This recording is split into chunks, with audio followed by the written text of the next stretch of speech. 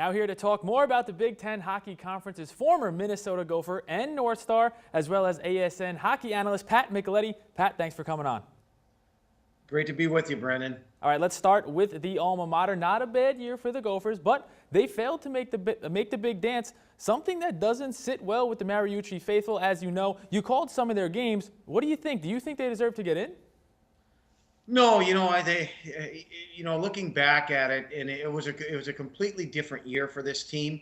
When you lose two guys that were in the National Hockey League last year, in Mikey Riley with the Minnesota Wild and Brady Shea with the New York Rangers, when you lose two All-Americans, two puck-moving defensemen, you just don't replace them. And it was a different type of a team that Minnesota had last year.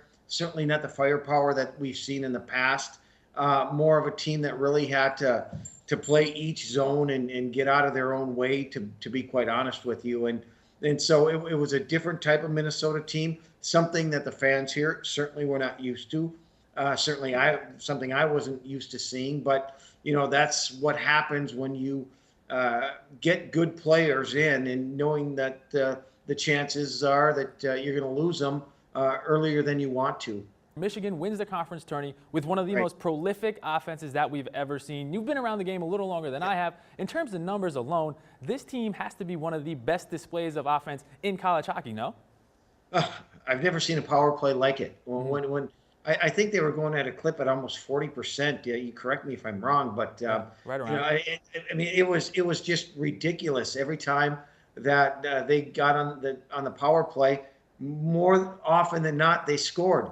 And the key in this game, especially college hockey, if you get your specialty teams going, your power play and your penalty kill, you're going to have a lot of success. I don't care about the other deficiencies you might have on your team. If you have a great power play and a great penalty kill, you're going to win a lot of games. And it proved out for Michigan throughout the year. And they made the run in the NCAA, played a great game against North Dakota that really could have went either way, and North Dakota eventually ends up as your national champion. Let's talk a little bit about those high-power forwards. The CCM line has to be one of the best lines in college hockey history. Obviously, Connor led the line with 71 points. Might not have won the Hobie, but he certainly had a good year. What did you see out of them that really impressed you? Well, they just love playing together, yeah. And that's the thing. When you have line mates that love playing with one another and that just know where each other is going to be on the ice at all times, you're going to have a great line. And they just had fun. That's one thing that they did. They went out there every shift and had fun, and they loved the competition. They loved knowing that the other team was going to send their best defensive players out against them night in and night out. And when guys look at that as a challenge, that is something that they just loved, and they just made it pretty clear that they were going to go out and beat you every night, and they did. Let's just change the focus. Penn State keeps getting better every single year. Year in, year out, they're just right on the brink. How soon do we see the Nittany Lions dancing? Well, I think as soon as they built this thing every year, and Guy Godowski is first of all one of the nicest guys you're ever going to come across, right. And secondly, he's a great coach and he's a great recruiter, and he is just starting now to get the higher end players, the players with skill. I mean, that team works harder than anybody in the league.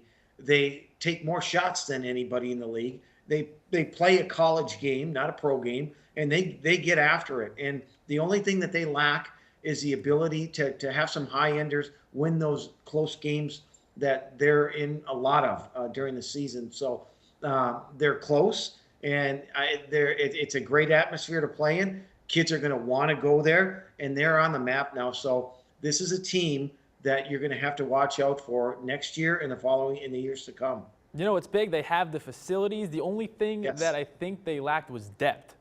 Yes.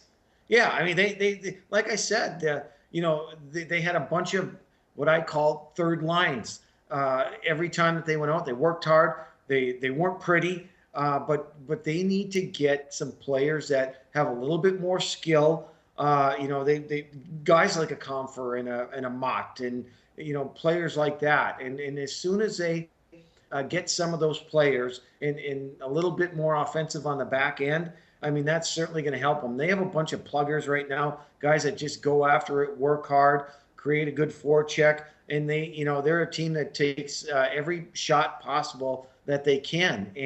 And so again, they're starting to get better players, and you can see it year in and year out. They're beating teams on the road. They're not afraid to play of anybody, and they're playing in one of the most difficult rinks to play in the country. So when you have that, you learn to win, and they're going to be a force and a team to watch out for in the coming years. Absolutely. Pegula's sold out already for the next year, and it's the summer. It's unbelievable. He is ASN's college hockey analyst, former Minnesota Gopher and North Star, Pat Micheletti. Pat, I appreciate the time. Brandon, always good to talk to you.